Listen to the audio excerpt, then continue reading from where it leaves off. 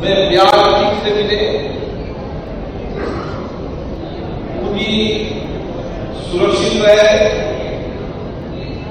और जो पूंजी वहां जमा होती है तो उन्हीं सदस्यों को सस्ती दर पर तुरंत ऋण के रूप में उपलब्ध हो,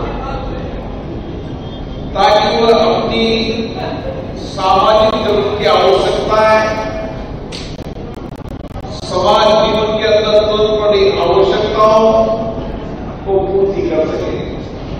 इसीलिए इस संस्था के अंदर लगातार भागीदारी बढ़ती गई और आज 8,190 से ज्यादा सदस्य इस संस्था के अंदर हैं और इस संस्था की विशेषता प्रमाणिकता इतनी बन गई कि यहां पर करीबन 119 करोड़ रुपया लोगों की अमानत के रूप में जमा है।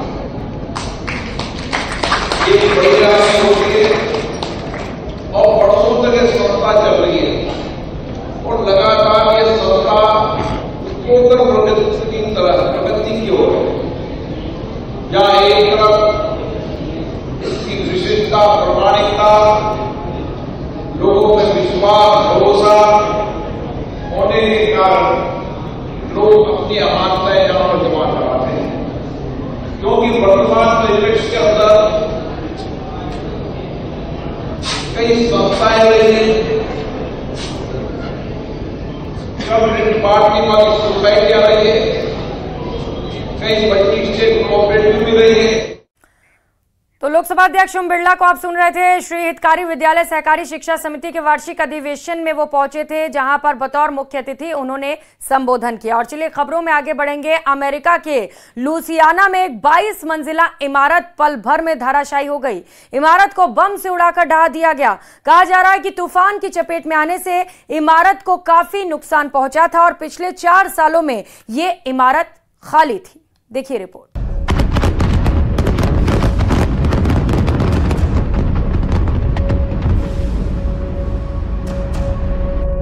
15 सेकंड में बिल्डिंग धड़ाम, मलबा के ढेर में बदली इमारत।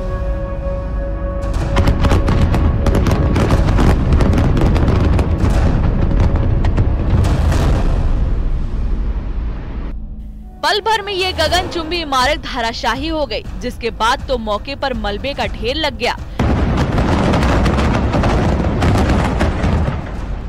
धूल का ऐसा गुब्बारा उठा कि वो काफी दूर तक इलाके तक फैल गया। मौके पर अफरा तफरी मच गई। इमारत ढहने का आवाज सुनकर आसपास के लोग सहज उठे। तस्वीरें अमेरिका के लुसियाना शहर से आई है, जहां एक 22 मंजिला इमारत को बम से उड़ाकर ढाया गया। अमेरिका अक्सर टॉर्नेडो और चक्रवाती तूफानों से परेशान रहता है। कहा जा रहा है कि चक्रवाती तूफान के आने की वजह से इस विशालकाय इमारत को भारी नुकसान पहुंचा था, जिससे ये लोगों के लिए खतरा पैदा कर रही थी। इसीलिए प्रशासन ने इसको गिराने का फैसला लिया।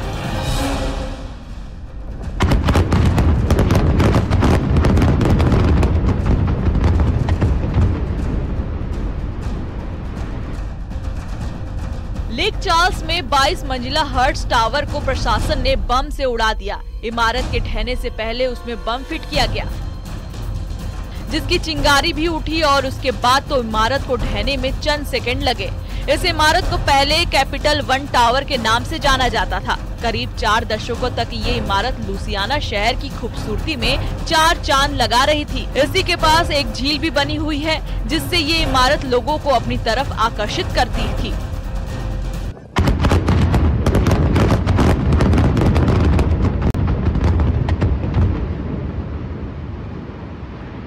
लेकिन साल 2020 के बाद इस इमारत पर कुदरत की टेढ़ी नजर लग गई। तूफान लॉरा और डेल्टा की वजह से इमारत को भारी नुकसान हुआ और उसके बाद से इस इमारत को खाली कर दिया गया।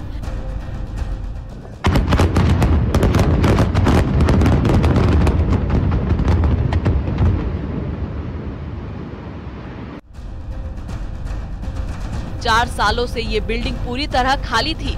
हालांकि इसे बचाने की काफी जद्दोजहद की गई। पिछले 4 सालों से अदालत में कानूनी लड़ाई भी लड़ी जा रही थी। इमारत के मालिकों और रियल एस्टेट फर्म के बीच विवाद चल रहा था।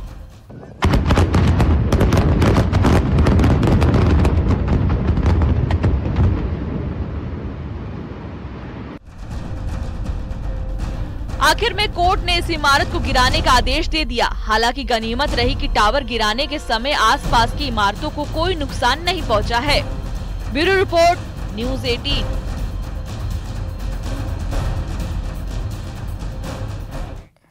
तो वहीं चीन में तबाही मचाने के बाद तूफान ने वियतनाम को भी हिलाकर रख दिया।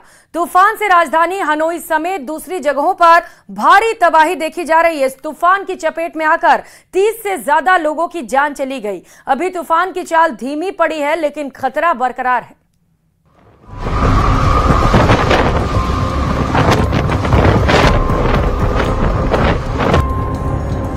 तूफान से हिल गया वियतनाम।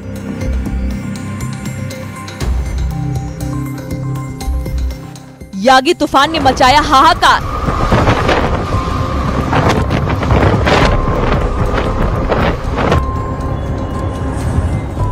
कुदरत के प्रकोप की ये तस्वीरें वियतनाम से आई है। कार तिनके की तरह उड़ गई। बड़ी बड़ी इमारतों के शीशे उखड़ गए। समंदर में जहाज पलट गए। हर तरफ तबाही के निशान है। चीन में तबाही मचाने के बाद तूफान वियतनाम भी पहुंच गया, जो वियतनाम से लेकर एशिया के कई देशों में तबाही मचा गया। और इसी के साथ इस बुलेटिन में फिलहाल इतना ही। आगे देखिए राजस्थान सुपर 100। नमस्कार।